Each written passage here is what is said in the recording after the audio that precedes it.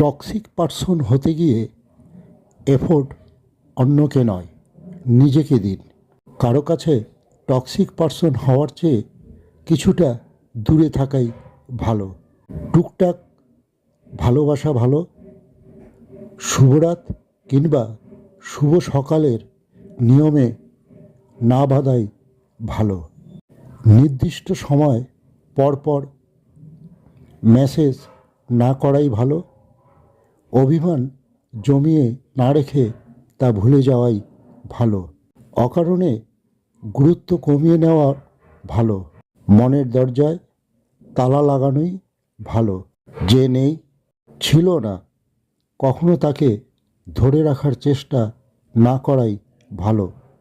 এবং তার চেয়ে ভালো, সবচেয়ে উত্তম, তা হলো টক্সিক পারসন হতে গিয়ে যে পরিমাণ এফোর্ট অন্যকে দেওয়ার কথা ছিল তা নিজেকে দেওয়া, নিজেকে নিজের অভ্যেস বানানো, নিজের জন্য বাঁচিয়ে রাখা।